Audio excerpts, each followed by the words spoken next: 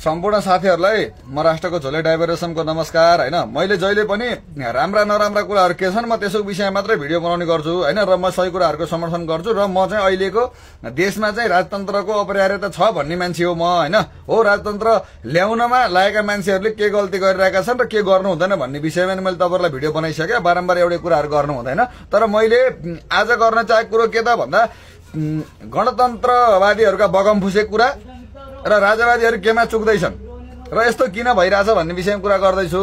त्यो कुरा म तपाईलाई आज पनि भने। जस्तो तपाईको अब गणतन्त्रवादीहरुले एउटा कुरा के सुनिन्छ गरेको भन्दाखेरि चाहिँ अब राजाले के गरेका थिए भन्छन् हैन। समय सापेक्ष रूपमा राजाले पनि गरेकै थिए। अब राजाले पृथ्वीनारायण शाहले त्यतिखेर आइफोन 16 बनाउने कुरा हुन्न के, समय अनुसार जे थियो त्यो हुँदै गयो हो। र अर्को कुरो अब गणतन्त्रवादीहरुले के गर्छन् भन्दाखेरि तपाईको यो योगीको फोटोलाई यता गर्यो उता गर्यो भने ए राणावान हो। मैले भन्न चाहेको कुरो चाहिँ के हो भने कसै न कसैले देश बनाएकै हो के। अब के भन्ने त कोलम्बसले अमेरिका पत्ता लगाएर अमेरिका बनेको अनि तिमीहरु चाहिँ अमेरिकी नै हैन कोलम्बस हो अमेरिकी भनेर भन्न त भएन नि त। अब त्यसमाथि जसले कार्ल मार्क्सको लेनिनको यिनीहरुको फोटो राखेर चाहिँ पूजा गर्छन् तिनीहरुले चाहिँ तपाईको भारतको योगीको फोटो किन आयो भनेर आपत्ति जनाउनु पर्ने कुरा पनि बगमफुसै हो। अनि त्यसपछि आएर राजाले के गर्यो, राजाको बेलामा के थियो भन्ने कुरा पनि बगमफुसै कुरा हो है। किनभने समय सापेक्ष सबै कुरा ठिक थियो। जुन अहिले भएको विकास छ यो विकास तपाईको कर्मागत विकास हो। यो तपाईको गणतन्त्रले ल्याएर उचालेर ल्याएको विकास हैन क्या। गणतन्त्रले गरेको विकास हुन्थ्यो र गणतन्त्रका नेताहरूले देशलाई परिवर्तन गरेका हुन्थे भने हामीले कसलाई विकास मानिन्थ्यो भन्दाखेरि चाहिँ जुन राज संस्थाको बेलामा विदेशमा गएका युवाहरू थिए त्यो संख्या घटेर तपाईको राज संस्था हुँदाखेरि राजतन्त्र हुँदाखेरि जुन फ्याक्ट्रीहरू थिए उद्योग कला कारखानाहरू थिए औद्योगिक क्रान्ति भएर देशले प्रगति गरेको भए हामीले त्यो कुरा सहज रूपमा मानिन्थ्यो। भ्रष्टाचार रहित कुनै योजना सही तरिकाले चलेको भए तपाईको हामीले त्यो कुरालाई गणतन्त्रको विकास भनिन्थ्यो। तपाईको अरु कुरै छोड्नुस्, काठमाडौँको तपाईको त्यो ग्वारको चोकदेखि कोटेश्वर चोकसम्मको जुन बाटाको बनाउनको लागि जुन त्यो प्यानल राखिएको थियो त्यो प्यानल धरि डुप्लिकेट भएर दुबारा भत्काउन पर्यो। भन्नु भने ओरिजिनल काम केही कुरा गरेको भए हामीले गणतन्त्र विकास गर्यो भन्ने थियो। अब कतिले मैले भनेको सुने अस्ति एउटा रामकुमार झाँक्रीले भनेको सुनेको राजा गाडी चढेर हिँड्थे जनता खुट्टामा चप्पल थिएन। त्यो बेलामा काठमाडौँमै सम्मबाट ठाउँ थियो त्यही गाडी त गाडी चल्ने हो नि हैन भने एकैचोटि गरेर जुम्ला गाडी चल्छ र हो।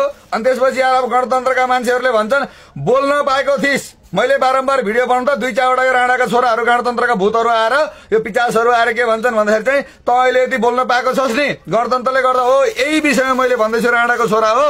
यो जुन दुईटा भिडियो फोटो छन् साइडमा हेर्नु होला।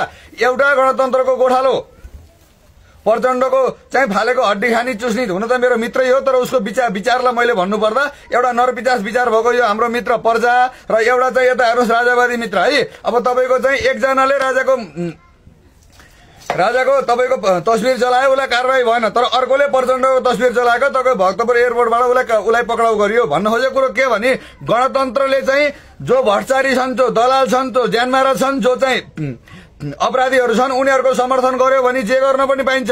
साथमै त्यो बीचमा म पनि छु, मलाई पनि पक्राउ पुर्जी जारी छ है। मैले चाहिँ केपी ओलीलाई गाली गर्यो भनेर चाहिँ तपाईको मलाई पक्राउ पुर्जी जारी छ हो।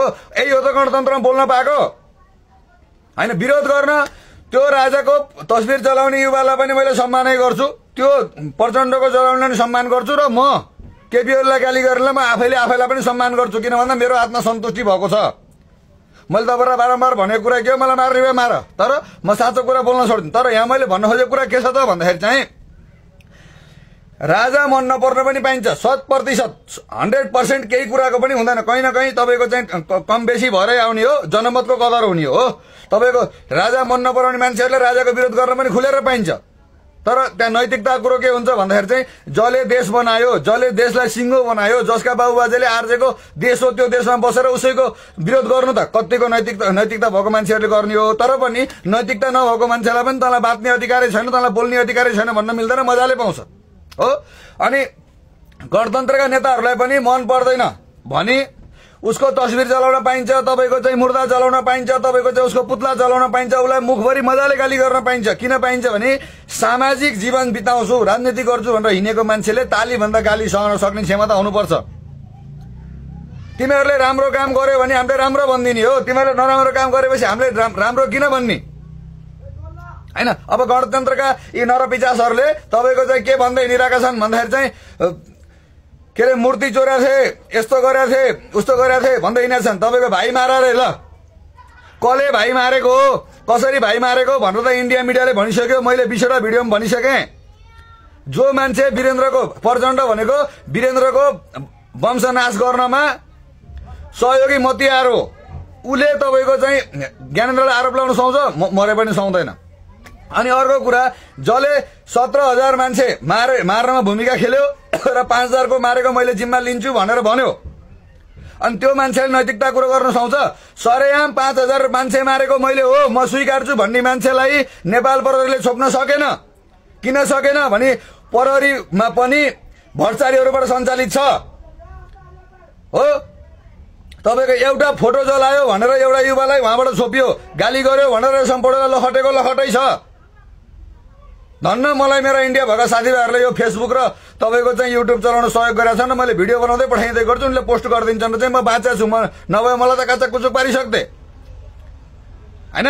तपाईँको चाहिँ गर्ने नै हो भने यदि कानुनै छ, देशमा गणतन्त्रमा न्याय नै छ, सबै कुरा गणतन्त्र राम्रो गर्छ भने मैले 5,000 मारेको हो भनेर स्वीकारेको मान्छेलाई केही गर्न नसक्नेले फोटो जलाउनलाई किन छोप्ने?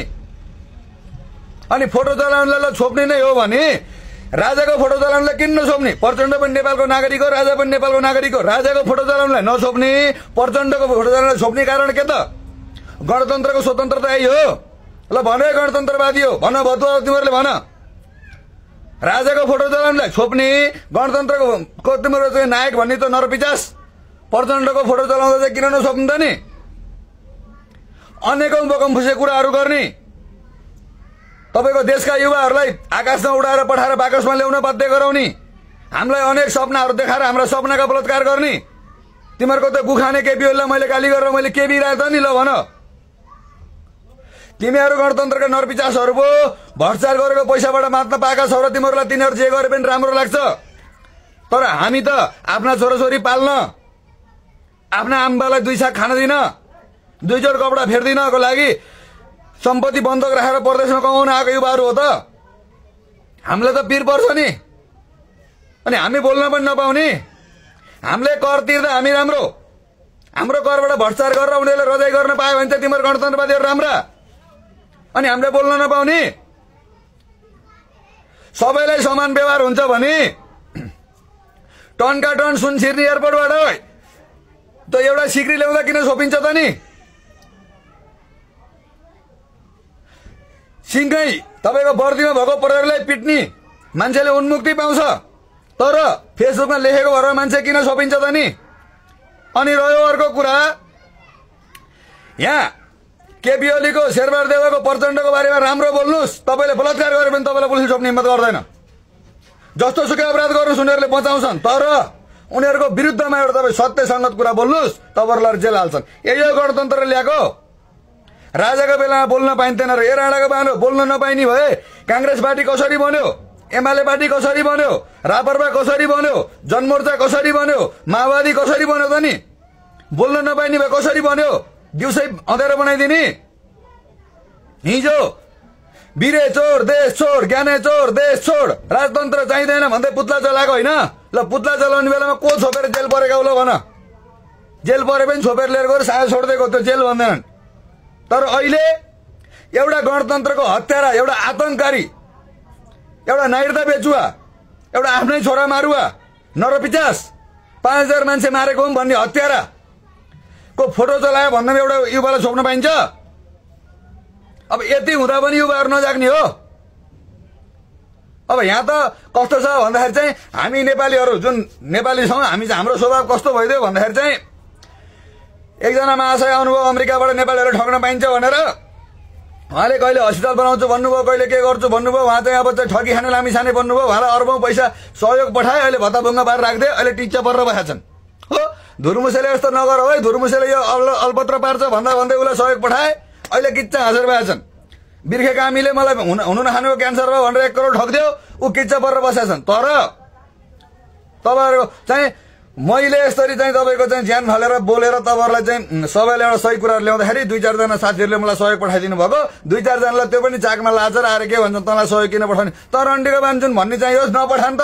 मैले त स्पष्ट भनेको छु नि, मलाई सहयोग पठाउने साथीले भोलि हिसाब खोज्ने गरेर नपठाऊ। त्यो पैसाले म खान पनि सक्छु, मुत्न पनि सक्छु, हग्न पनि सक्छु, जुत्ता लाउन पनि सक्छु, कसैलाई बाँड्दिन पनि सक्छु। त्यो मेरो नैतिकता कुरो हो। मेरो नैतिकतामाथि विश्वास हुनेले मात्र पठाऊ, अन्यथा त्यो भोलि यो त्यो म अरूको नाम लिएर म सहयोगै माग्दिनँ, म मेरै लागि माग्ने हो। म तिमीहरूको आवाज बोल्दिँदै हिँडेको छु, मेरो आक्रोश पोख्दै हिँडेको छु। सबै मन पर्नेहरू जो त्यो कुरा बोलेको छु, मन पर्नेले मलाई मन पराउने हो। त्यो मलाई बगम बुझेको कुराको स्वाद छैन। म कसैलाई म क्यान्सर बिमारीलाई सहयोग गर्न भनेर जन्मेको पनि होइन। म देशमा भएको अनैतिक कुराहरूलाई बोल्न भनेर जन्मेको, मेरो आमाले जन्मेकी रहेछन् र म बोल्छु। यो बीचमा विभिन्न आर्थिक समस्याहरू परेका छन्, भौतिक समस्याहरू परेका छन्, झेलेको छु। त्यसमा 2-4 जना साथीहरू सहयोग गर्नुभएको छ, धन्यवाद छ। तर सहयोग गर्ने साथीहरूलाई मैले बारम्बार भनेको, तपाईँहरूले मलाई सहयोग गरेको त्यो गुप्त दान जस्तोहरू नपठाउनु न, मैले फलाना व्यक्तिले पठाएको भन्न मलाई पठाउनु तयार। मैले कमसेकम गर्वका साथ भन्न पाएँ कि तपाईँहरूले पठाएको सहयोग आउँछ, कताबाट आउँछ थाहा हुन्न, म कसको नाम लिने। कमसेकम मैले यसले सहयोग गर्यो भने त जानु न हो। अब तपाईँको अर्को कुरा, यो गणतन्त्रवादीहरूसँग तपाईँको भ्रष्टाचार गरेको लाखौं करोडौं पैसा छ। उनीहरूले तपाईँको चाहिँ अब थाहा छ, तपाईँ अहिले पनि ल मैले चाहिँ नैतिकता फेरेर म गणतन्त्रको पक्षमा बोल्न लाग्ने भने मलाई अरबौंको सहयोग छ, जुन कुनै पनि मुद्दा लाग्दैन मलाई हो। तर म नैतिकता बेच्न सक्दैन। तर यस्तै नैतिकता बेच्ने पल्केकाहरू चाहिँ गणतन्त्रको पैसा लिएर राजतन्त्रको विरुद्धमा बोल्ने, तपाईँको चाहिँ उत्पीडन कामहरू गर्ने गरेका छन्। तर गर्दा पनि यदि गणतन्त्र सही हो भने समानुपातिक व्यवहार किन छैन त नि? हामी राजावादीहरूलाई चाहिँ छोप्ने, यो गणतन्त्रवादीहरूलाई नछोप्ने कारण के त? नाङ्गो नाच यो गणतन्त्रको। बाँकी तपाईँहरू सबैले बुझ्नुहोस्। अब यो दुईटा फोटोको बाटो तपाईँलाई प्रश्न भइसक्यो होला के भइरहेछ भन्ने कुरा होइन। अब म कति भनौँ, कति चिच्चाउँ? अब त जति चिच्चायो भने तपाईँको चाहिँ बरु भैँसी उठ्ला, तपाईँहरू जाग्ने होइन। त्यो भन्दै मेरो कुरा मन पर्यो भने सबैले सेयर गर्नु होला। र यस्तै यस्तै मैले भिडियोहरू बनाउँदै गर्छु, खबरदारीका भिडियोहरू। आजको खबरदारी चाहिँ गणतन्त्र र राजतन्त्रका पक्ष विपक्ष भन्ने कुरा छोडौँ क्या। राजतन्त्र भन्दा गणतन्त्र राम्रो थियो भने यो फरक व्यवहार किन छ? राजावादी पक्षधरलाई जे गरे पनि छोप्नु पर्ने, गणतन्त्र पक्षधरलाई जे गरे पनि उन्मुक्ति हो भने यो गणतन्त्र हुन त त्यो भन्छ नि पानी निम्न लागो आयो एकचोटि भलक्क बल्छ रे, यो मर्नको लागि यस्तो गरे होला सायदै गणतन्त्र भ्याइनको लागि होइन। अब त्यो समय पनि आएको छ। यसलाई चाहिँ सबै युवाहरू जागेर सबैलाई साथ सपोर्ट गर्नु पर्यो। यो हामी राजावादी मान्छेहरू पनि एक ढिकामा आउनु पर्यो। म होइन हामी भन्ने कुराहरू अगाडि बढाउन सक्नु पर्यो। हामी भइयो भने तपाईँको चाहिँ 100वटा सियोले घोच्यो भने तपाईँको चाहिँ घोच्दैन, तर एउटा सियोले घोच्छ। यो म भन्ने कुरा चाहिँ घातक हुन्छ। हामी भन्ने बुझ्न पर्यो। देशलाई सबैले माया गर्नु पर्यो, सबैलाई साथ दिन पर्यो। जसले जहाँ जेबाट सकिन्छ, सबैले पैसा दिन सक्दैन, सबैले हतियार दिन सक्दैन, सबैले बल दिन सक्दैन, सबैले ज्यान दिन सक्दैन। जसमा जे क्षमता छ, जसले जे गर्न सक्छ त्यो गर्नु पर्यो र त्यो क्षमताको पनि हामीले कदर गर्नु पर्यो। अनि अहिले राजा आउने पक्कापक्की भइसकेपछि राजा आएपछि राजावादीको खोल ओढेर फाइदा लिनको लागि गणतन्त्रका मतियारहरू, दुर्गा प्रसाद जस्ता दलालहरू, ज्ञानेन्द्र साई जस्ता दलालहरू हामी राजावादीहरूको दिमाग फुट्न लागि परिरहेका छन्। तपाईँहरूलाई मैले खरो कुरा भन्नुपर्दा अहिले तपाईँको म राजावादीहरू भन्ने मैले सोधेको प्रश्नको उत्तर दिन नसकेर अहिले मेरो फोन उठाउँदैनन्, मलाई फोन गर्दैनन्। मैले यो भिडियो मार्फतै भन्छु, तिमीहरू कुजातहरूले नि गर्न केही पनि सक्दैनौ।